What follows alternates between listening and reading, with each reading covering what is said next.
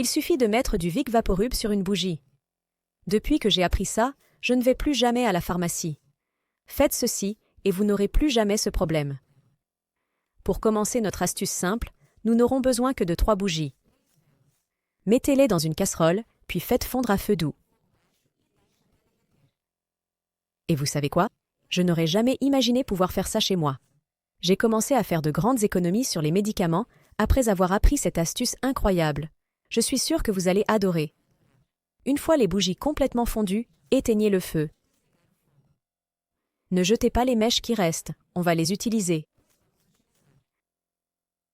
Ensuite, versez la cire fondue dans un récipient en verre. Maintenant, voici notre ingrédient le plus important, le Vic Vaporub.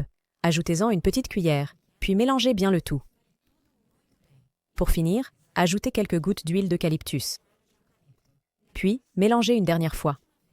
J'ai appris cette astuce d'une amie infirmière. C'est une astuce puissante et infaillible. Vous vous souvenez de la ficelle dont je vous ai parlé et que je vous ai dit de garder? On va l'utiliser maintenant. À l'aide d'un cure-dent, placez-la simplement au centre du récipient et laissez-la jusqu'à ce que la bougie durcisse. Une fois le temps écoulé, regardez le résultat.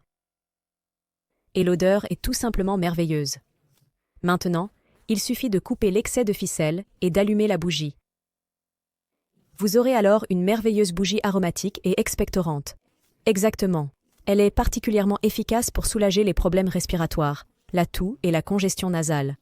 Le Vicks Vaporub libère des vapeurs médicinales qui passent à travers les voies respiratoires, soulageant ces symptômes. Cela vous apportera de grands bienfaits, en plus de vous procurer une sensation de détente. Et ce n'est pas tout. L'huile d'eucalyptus a une odeur mentholée et peut vous aider à vous détendre et à traiter les problèmes respiratoires, tout en purifiant l'air, prévenant ainsi l'apparition de bactéries, de microbes et de champignons. C'est pour cette raison que ça vaut vraiment le coup de la faire chez soi. C'était la vidéo d'aujourd'hui. J'espère que vous l'avez appréciée. Au revoir et à bientôt dans la prochaine vidéo.